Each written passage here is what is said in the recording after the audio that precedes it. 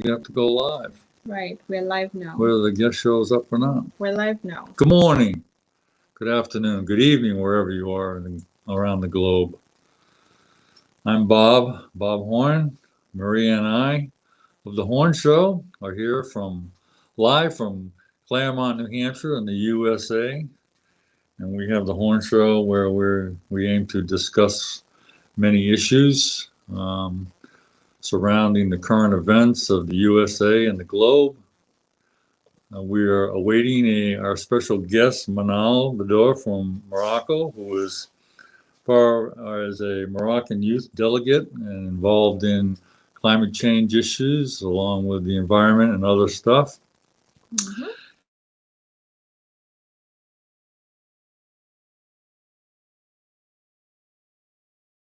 Technical difficulties there in Morocco, but we'll wait, and in the meantime we'll find some other matters to discuss.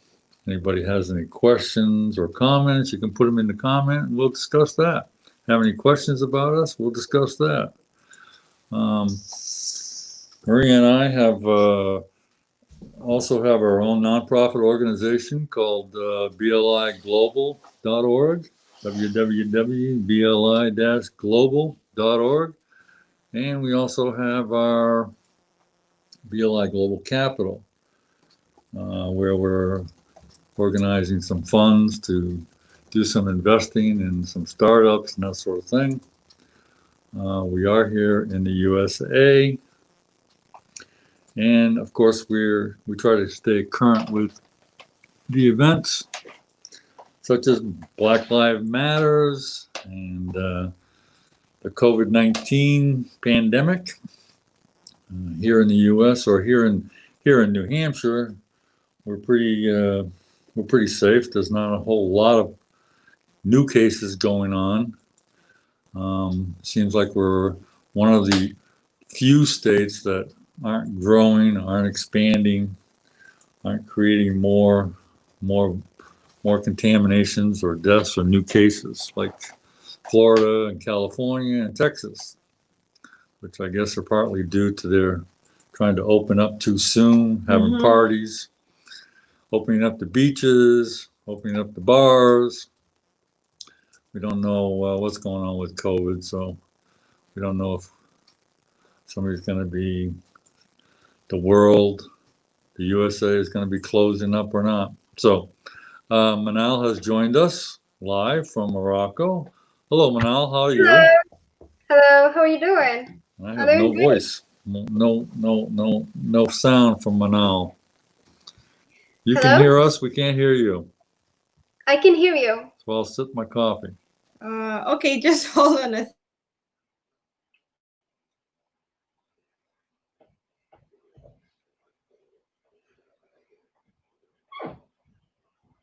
okay.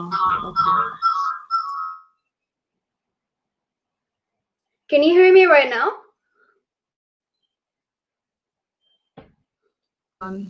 Okay, Manal, could you speak again so we see if we can hear you?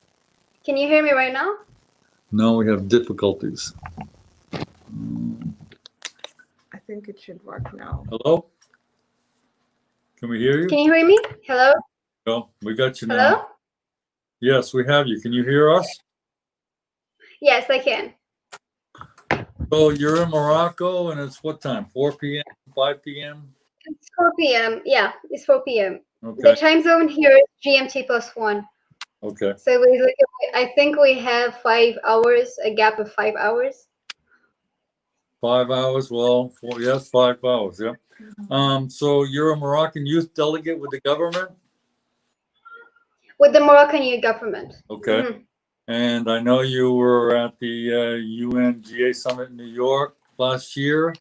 Yes, it was this September 2019. And to be honest, it was the best experience I've ever had.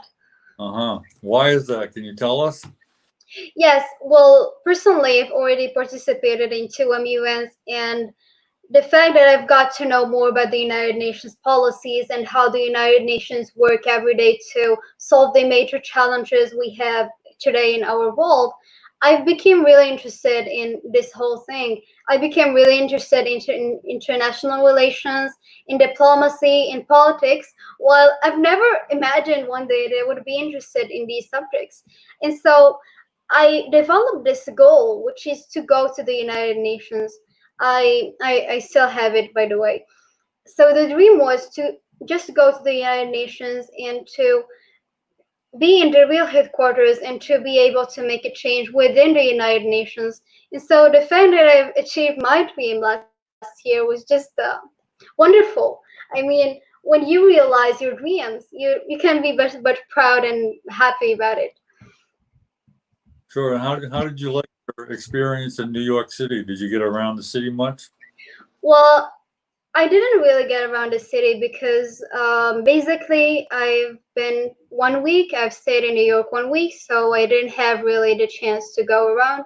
But still, I think I've seen not much of it. But I Okay. really like the city. I mean, it's really amazing. So can you tell us a little bit about what's going on in Morocco these days and how it's going with your delegation of and conversations with the government there regarding climate change, and what exactly is your focus? Climate change or policy, politics, or and tell us a little bit Mhm. about your environment, your home environment, how old you are, what Okay, yeah, sure. So basically, my name is Manal Bidar. I'm 16 years old and I'm from Agadir, Morocco. I am currently working as an advisor in the Moroccan Youth Government and an ambassador to the African Youth Climate Hub. In the Moroccan Youth Government, especially in the ministry charged of African Affairs. And basically, what we're doing today is that we are focusing on the relationships between Africa and Morocco. We are trying our best to implement the strategies and the rules that could really enhance the cooperation between our continent and our country, especially. I would say for the you've asked me about the situation of COVID-19 in Morocco. Well, I would say that all the countries of the world, Morocco was also affected. Our country, however, had implemented many measures, many preventive measures to get over this challenge. Um, by for example, closing the airports, by imposing the quarantine, which was like everybody, every single individual was obliged to stay at home unless for an emergency. I think that our country has done really a lot, had implemented many measures and many rules to get over this challenge. And as a Moroccan citizen, I can't be but proud of what our country is doing towards this challenge. I hope I answered the question, I guess.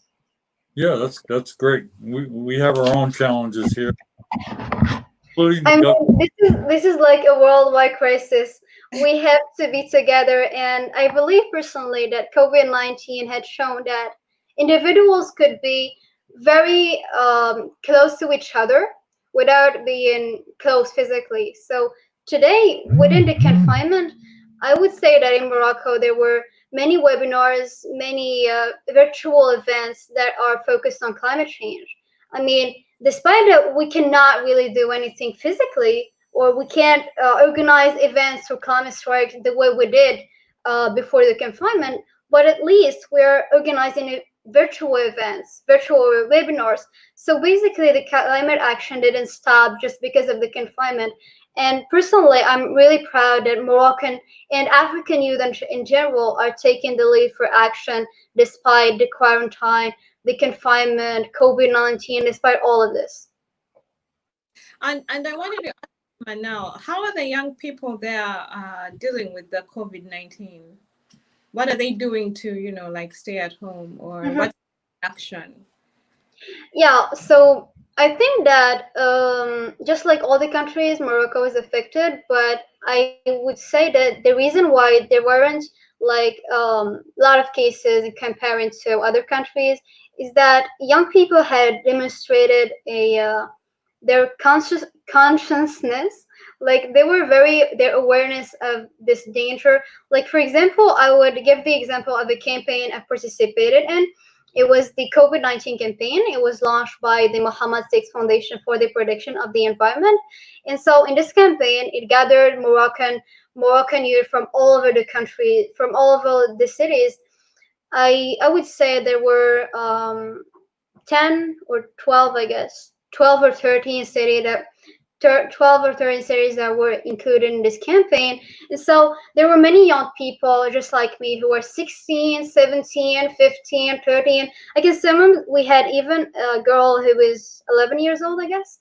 And so in this campaign, we were able to film videos from our homes where we are sensitizing people and encouraging them to stay at home. We are even planning today on preparing a song, like an awareness song. I even wrote a song. I played it in guitar. It's a cover of the popular Ed Sheeran song Shape of You. What else? Yeah, I in this campaign too, we've had the chance to participate in a webinar about the role of journalism in fighting COVID-19. We prepared many photos, many videos. I think we've done a lot, like many virtual webinars. And just far off from this campaign, there were many other campaigns that were launched by Morocco. For example, I can still remember that I was just scrolling my Instagram and then I came across this organization. It's called climateaction. And so what this organization is doing is that it is calling on volunteers from all over the country to film videos where they are teaching, to film videos where they are talking with children, where they are giving lessons or maybe just explaining a concept so that education won't really stop despite the confinement. And yeah, there were also many organizations that were distributing and distributing technological tools. Like they were calling upon also volunteers to give tablets if they have them, if they have additional tablets or phones or any other technological materials that would help other young people in the cities to get involved and to pursue their education in general. So I guess people here in Morocco are doing really great things, and so when I see them, I'm really I'm really inspired, and sometimes I got tears in my eyes because it's always just wonderful to acknowledge that we're actually demonstrated that we're not just going to stop because it's the confinement, but instead we will show the world that we're able to change the world despite the current situation. Right, right. It sounds like your government's very cooperative with what's going on in the country as far as. Yes. So are you stumbling into any roadblocks as far as getting things done? Is there too much red tape? Is there too much resistance? Well, yeah. Well, yeah, I would say in every single country there are many roadblocks for young people. I would say the reason behind this is that humans by nature are afraid of taking risks.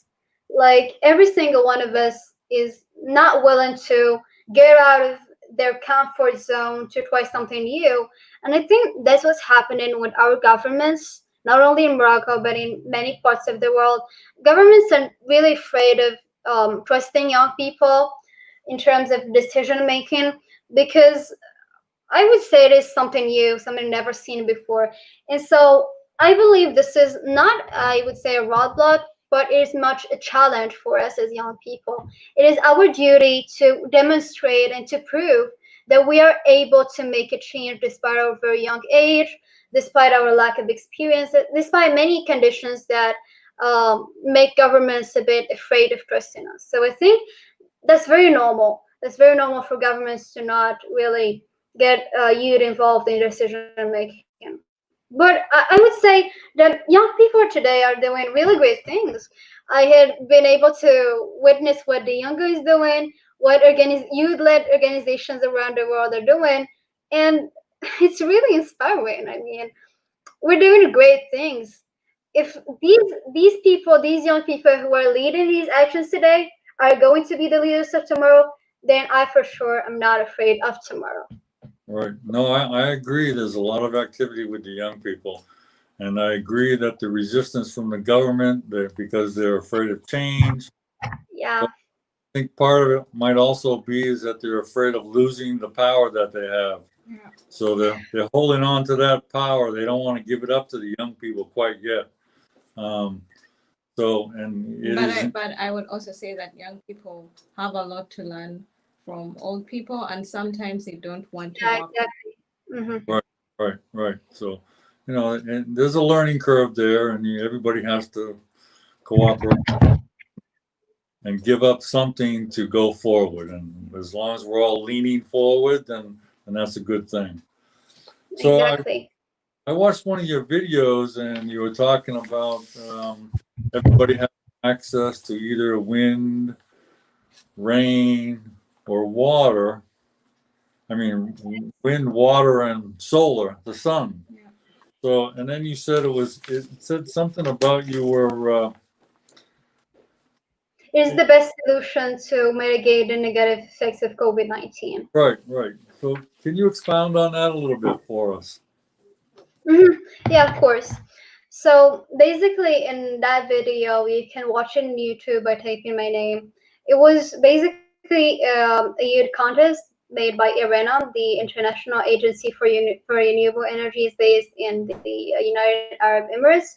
And so everybody, every single young person, it was like a call for young people to film a videos where they're explaining the relationship between COVID-19 and renewable energies. And to be honest, I really never imagined that there could be a relationship, because usually I know that renewable energies are the best solution to mitigate the to solve the climate change challenge. But I really never imagined it could be related to COVID-19. And so when I did my research, I found out that in many parts of the world, many people do not have access to electricity. So basically, before the confinement, I would say there wasn't much of a big challenge. There wasn't much of a big problem.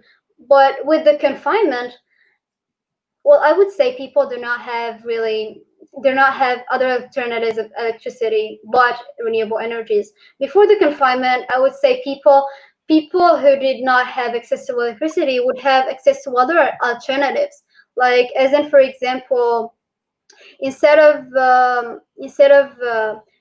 lightning, they would buy candles.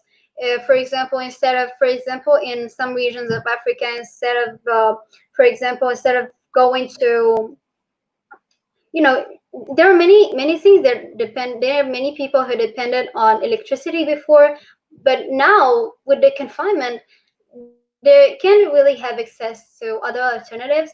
And then, for example, with the example of the candles, now people who do not have access to electricity, how are they supposed to go to buy candles with the COVID-19 evolving while they cannot really go out because they're risking their lives? So, Right. see, the alternative right now, instead of electricity, is renewable energies. And the importance of renewable energies right now has been very, very vital and very important, because if people do not have access to electricity, they have other alternatives, which are renewable energies. Everybody in this earth has access to sun. Everybody in this earth has access to wind. So I guess COVID-19 had just shown the importance of renewable energies, and with adopting renewable energies, I would say we won't need electricity and we won't need other sources of electricity anymore, and we would really save millions of lives around the globe. Sure. So, what are your goals coming up into the future? What are your new goals? What are your aspirations? What are you working on with the government and the youth organizations there in Morocco? Well, my goal has been always to change the world. I really want to make a positive impact on a maximum of young people. I would like to influence many and to participate in solving the climate change. And I would say right now with the Moroccan youth government, we're working on projects and on laws. For example, in the first week of July, we had suggested a whole document with projects and laws with projects and laws that could probably solve many crises here in Morocco, and that could affect like millions of lives in our country.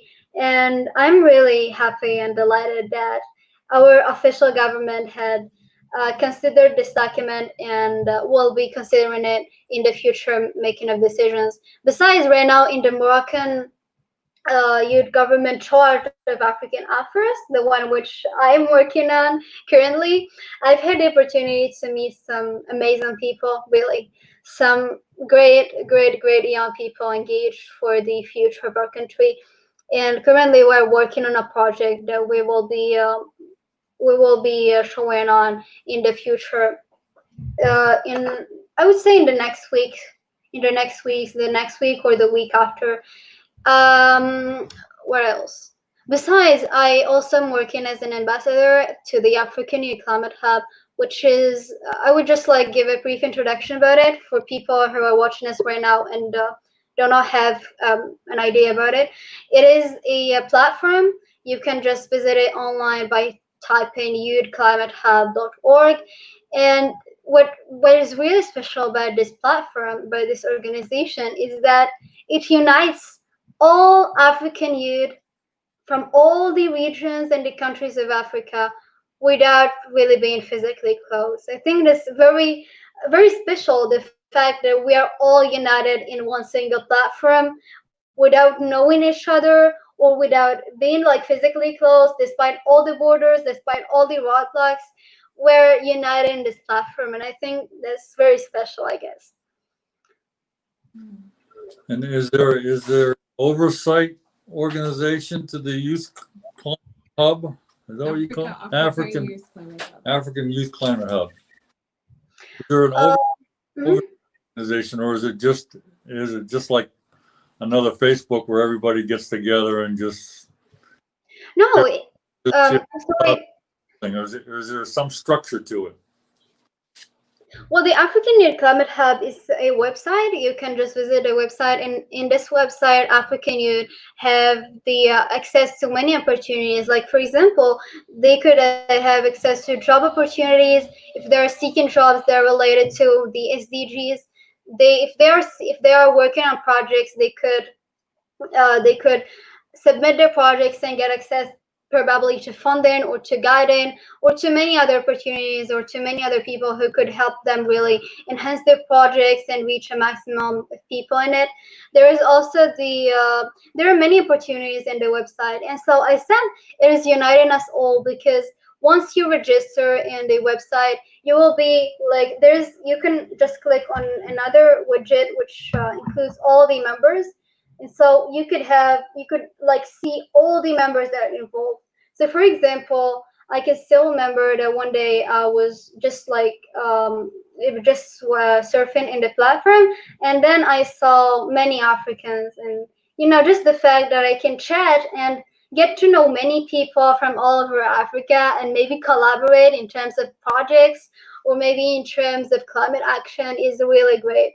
I mean, there are many opportunities for you young Africans, if there are any Africans watching us, and even for international youth. So I think that is special, it's kind of we're all united in this Before you ask, platform. I'm not gonna ask about something. I want to ask, because you said you're 16, that's really young, and I just want to know, like, what inspired Yes. No. I will be 17 this September. You'll be 17 in December? Okay. This upcoming September. Yeah, so what inspired you to start this journey of climate action, advocating for climate action? Well, I've since my very young age, I would say I was very lucky to know this. So in our Moroccan curriculum, we had the opportunity to really know about climate change at a very young age. And not only this, but I would say like since I was 8 or 9, I knew what is climate change and how it occurs. And after I've sometimes when like I walk around the city and I see some trash thrown or I see some people throwing garbage, I become really angry. And I can remember that sometimes when I go to the beach, I really see all the garbage and people not caring about the environment. And at some point, I really decided to do something. I was not really happy about what's going on. I mean, somebody had to do something about this. Somebody has to change something about this whole situation, not only in my city, but in the whole world. And so I decided to organize my first ever strike for climate. I know it was like, it was a bit hard, really, to gather all students, and we really struggled a bit to convince people on why this is important or why they should strike with us. But eventually, we managed to convince more than 50 students, and we strike for climate. We went along the beach of Agadir and we collected all the garbage in it, and we started talking with people, with adults, and telling them, guys, you really should take care of the climate. This is really serious, and if we do not act now, probably we won't have a chance to act later, and so on. And I would say it was really heartwarming to acknowledge that the people who saw us striking for climate and collecting all the garbage were kind of very influenced, and they really encouraged us, they motivated us, and we've got really a big positive feedback. So Right. I think, yeah, so I think nothing is impossible, and very small acts like striking or maybe just collecting trash from the beach or collecting trash from your neighborhood or from wherever you are could really make a difference. So I'm curious. Have you done any research as to how much solar power is going on? How much wind energy is produced, and how much the government is supporting all these programs? Mhm. Well, one thing for sure that makes me proud I'm Moroccan is that our country can still remember this. So our country just recently was ranked second in terms of climate action after Sweden. So like, and after I read this information, I was like super happy. Our country like is ranked second on climate action, which is really amazing. I would say this ranking is due to many actions our country had taken over the past decade. For example, our country has the largest solar power in the whole world, which is nowhere in what is that. You know, the largest solar power in the whole world, like in all the earth, in all the planet. What else? So why the other Yeah, residents it was really great. So you have extra extra to energy give? over there to give Yeah. away, right? Yeah. Well, yes, I'm really, yeah, like I'm really delighted. We have like the largest solar station, which means that we have a lot of solar energy, electricity coming from solar energy, and that's really great. I mean, like the largest solar power station in the world. Like it's just, it's wow. And I can still remember first when I read this information, I was like, this can't be possible. This can't be really possible. But then this really makes me proud to be African, to be Moroccan. And second thing, our government, our country is actually planning on powering and providing 52% of all the electricity in the kingdom from solar energy. This Right. is like a strategy. This strategy is to be implemented by 2030. And what else? And this all of these actions, yeah. And our country has also organized the largest forum for climate, which is COP22. It was like the largest ever conference done for climate. It was really huge, and it gathered many people from all over the world, and it was a true success, not only Morocco but for all the planet. I think that all of these actions, led by His Majesty, our King Mohammed VI, just show that our country is really committed towards climate action in general. And this again just makes us really proud as Africans to have like in Africa the largest solar station. And as a Moroccan, it makes me really proud that our country is committed towards the climate action. And it always motivates me to bring out the most of myself and to keep striking again for climate. Okay. Great. The other question, since you have so much solar, I'm wondering, where does the rest of your energy come? Is it from the oil? And so that I your really, car. I really don't have I really don't have data, like exact data about that, because like everywhere there's different data, and I'm majoring in science, in mathematics, and so I really don't have like a lot of knowledge in terms of solar energy. But yeah, all the data I know for the moment is that our country is planning to have 52% of electricity coming from solar energy.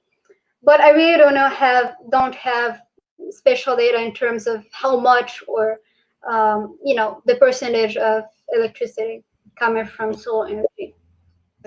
Okay, so I have a question just about the solar energy and Morocco. Do you think that it might be possible for Morocco to lead the way in powering Africa? Because there are lots of countries in the African continent, like Uganda, where I come from, in the villages, the rural areas, they don't have electricity and they have to use like candles, and no one is investing enough power. So I'm just Morocco has like the biggest solar plant. Do you think there's a possibility of giving that some of that to the African continent? Yeah. Yeah, absolutely. You know why? Because, if you can still remember in 2016, our king like had done many visits to many countries in Africa, and our country is really supportive of the South-South cooperation. So one day I wouldn't be really surprised if our country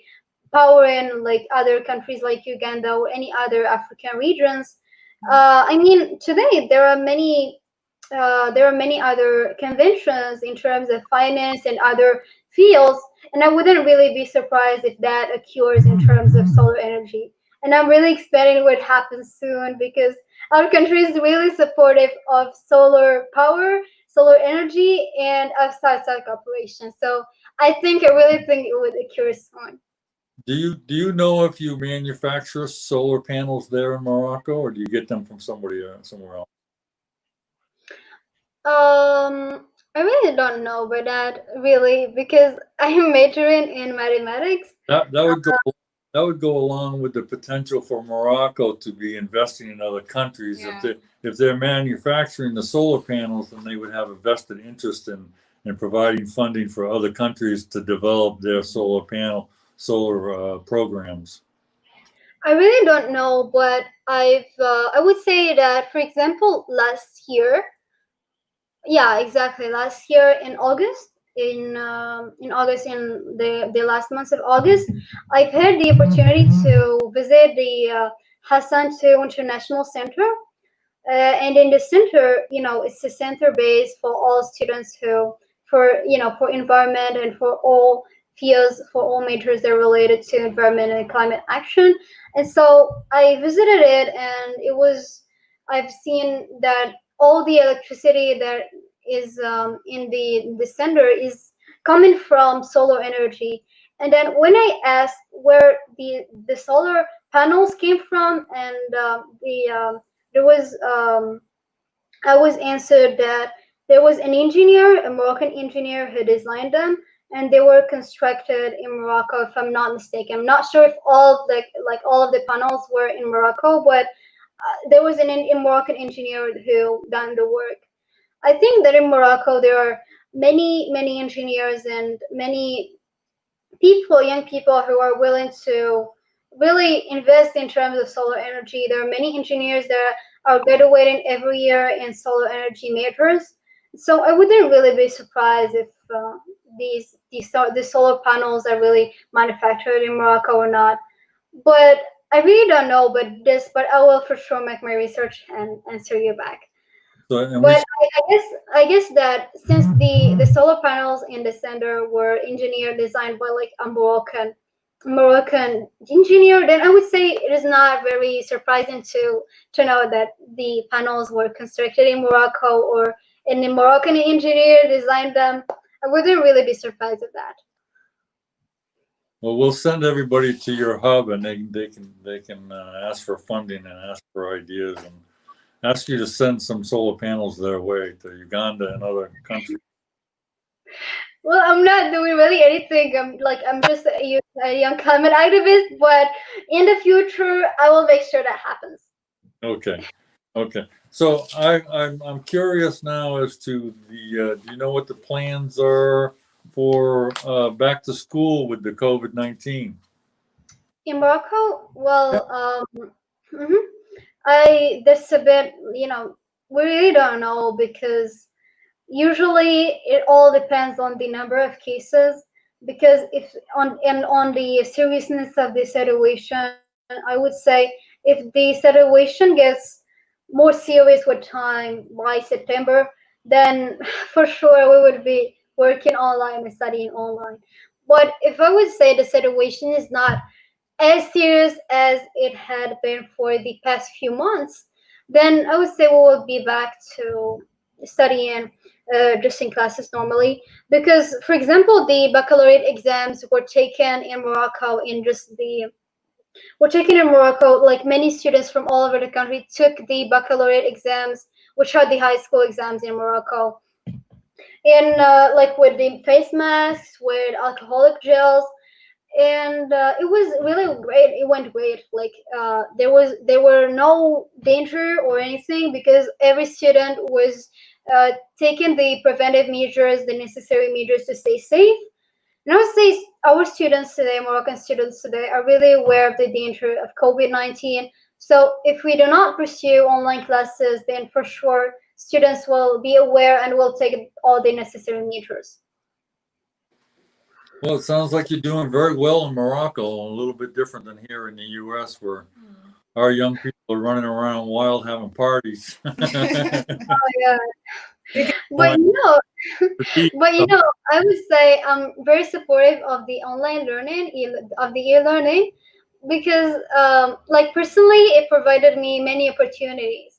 For example, there were many summer schools and universities abroad. There, I wouldn't be able to go to these universities just because I'm studying or because of the distance, or Right. but now yeah, but now I've had the opportunity to attend a summer school in Greenwich University in London and a summer school in the UNESCO Center of Peace in the United States.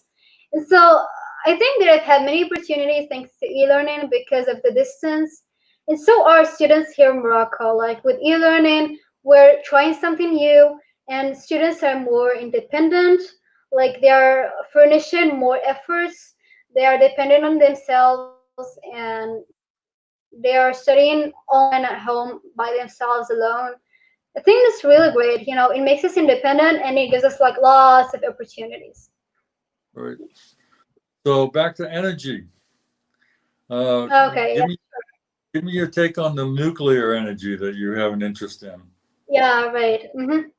So Hmm. for nuclear energy in 2018, exactly in December, I participated in my first MUN, like, and it was in the Security Council. It was in English, and I had to represent India. And so the topic was nuclear energy, uh, the nuclear energy, no, nuclear weapons, the proliferation of nuclear weapons. And Okay. so while debating with, I'm sorry. No, No, go ahead. yeah, okay. Apologies. So basically, we were discussing the proliferation of nuclear weapons and how they're very dangerous and so on. But far from just being dangerous and far from just presenting a a big danger on humanity, I've learned, thanks to the debate I've had with the other delegates, that nuclear energy could be used for something good. And that is the case, for example, in the United Arab Emirates, where they're using nuclear energy to provide the electricity. In many other regions of the world.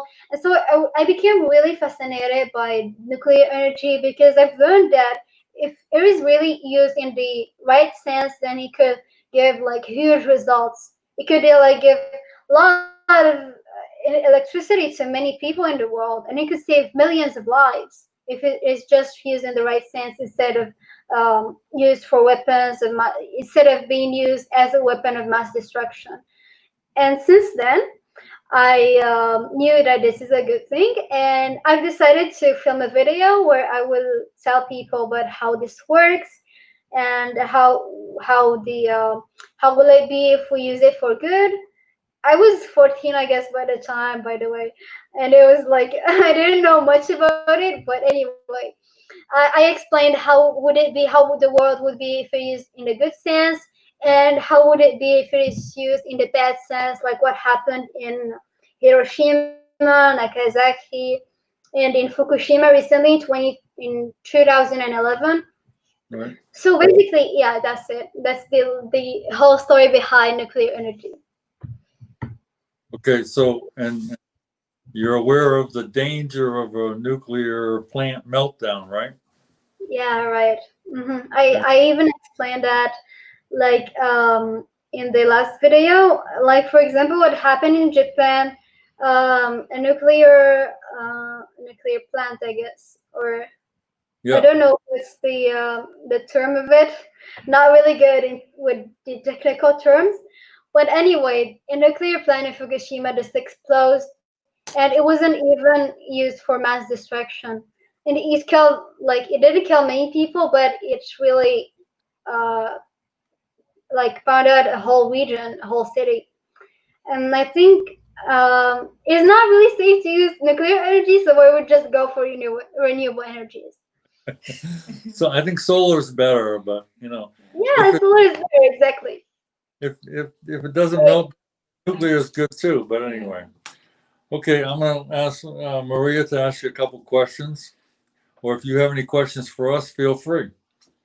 Yeah, I wanted to say something in the beginning of the live session. I wanted to thank you for the invitation, but I don't know how did I forget, or I can't really remember how I forgot to do that. But yeah, thank you so much for the invitation, and I would just like to congratulate you both for the amazing show, for the amazing idea. I've seen the last live with Gretna, and it was great actually. And the whole idea behind this show is really amazing. And thank you so much for launching this show and empowering many young people around the world. I'm really inspired by both of you, by the way, Oh, especially by Maria because I know her, but by you too, sir, I just know you. Maria's But thank you for everything you're doing.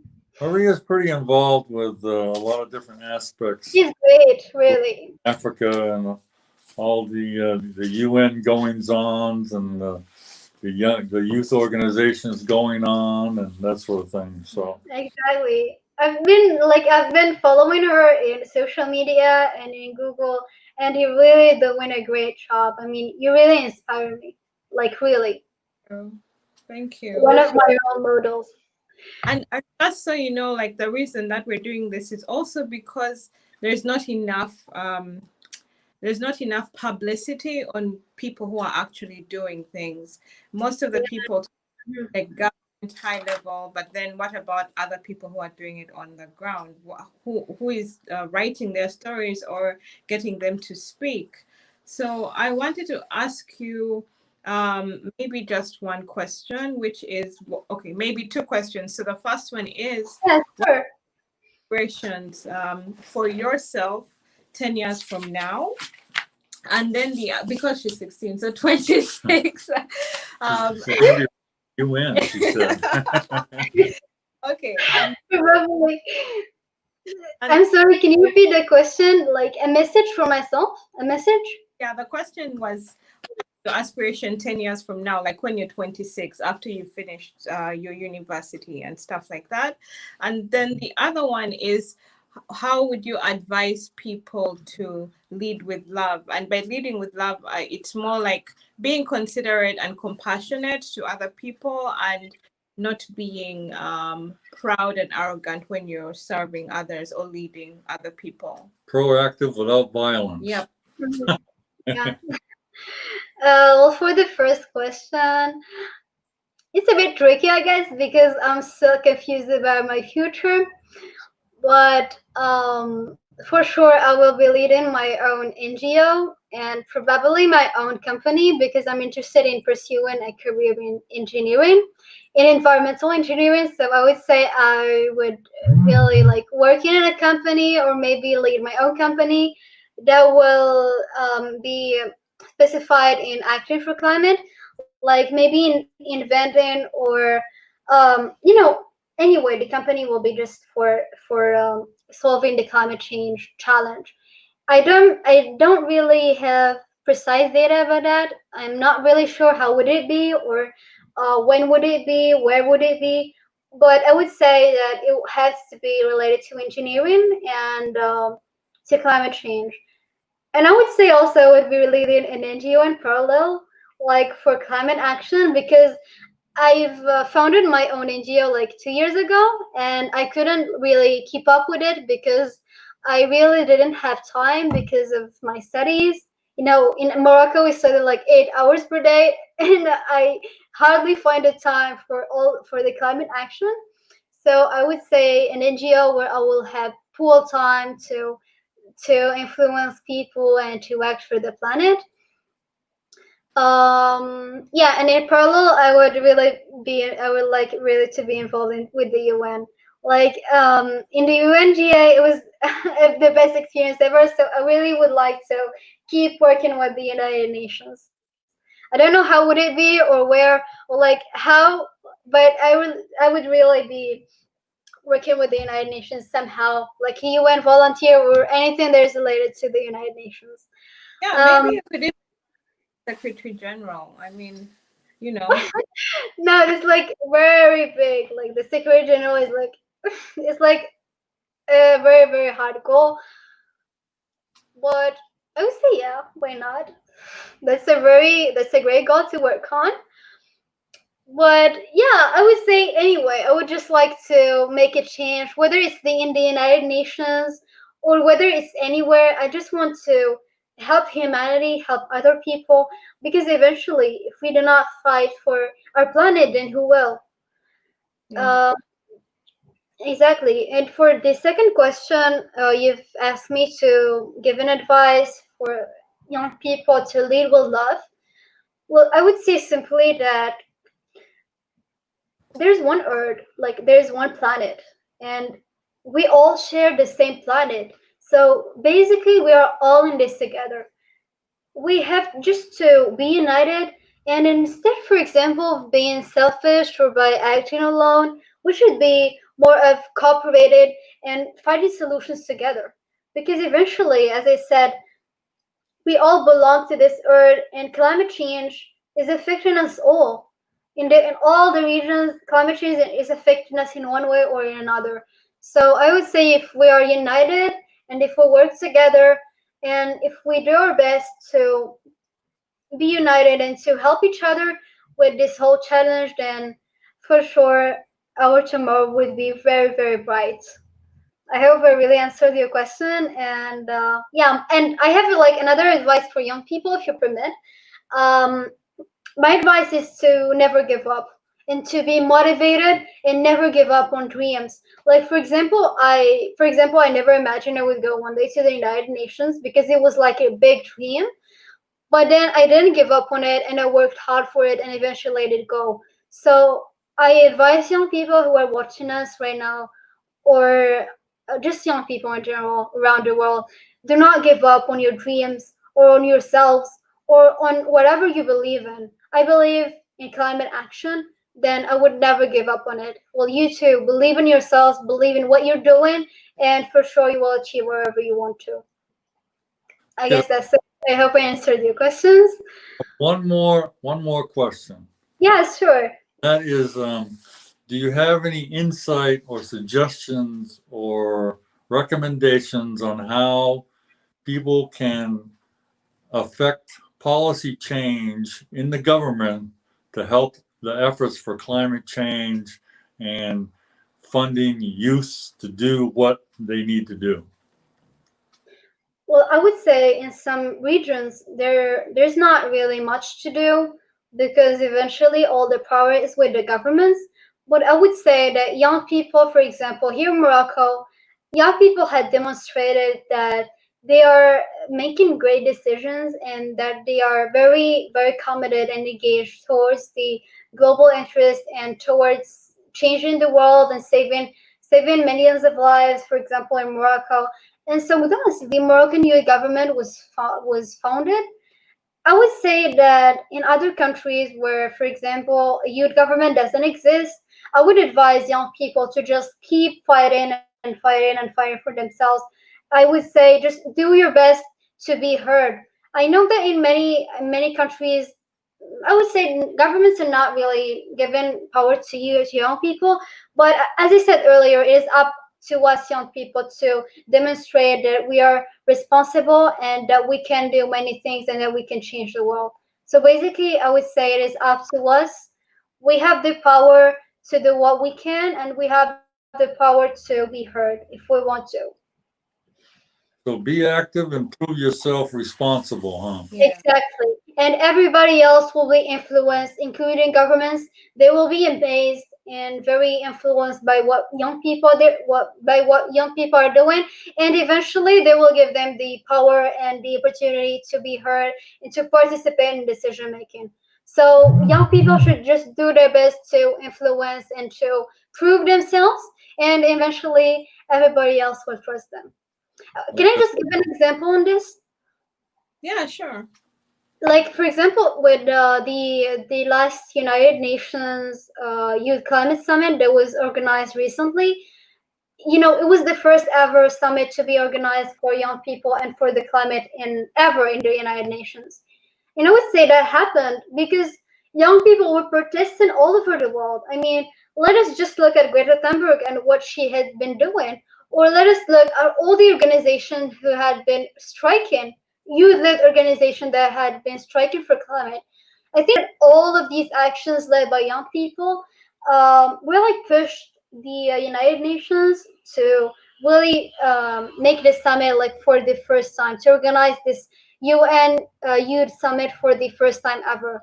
So I think the same thing could happen with all the countries. Young people should just do their best, keep striking, and prove that they are really strong. They're really able to change the world. That's a nice way to. Okay, great. It was nice to meet you. It was Thank wonderful you. It was nice to meet you too. hearing all about your efforts on the youth organizations, and I think the Youth Hub is a great website for people to go to check out resources and opportunities for travel and funding and activation. I mean, activities, volunteer actions, that sort of thing. So it was great to talk to you, and I wish you Thank all. you. Thank you so much. Thank you for having me. Okay, Yeah, it was a pleasure hosting you too. maybe we'll speak again. Yeah. Yeah, for sure. Okay, Okay. For sure. great evening. Bye. Bye bye. Thank you. Bye.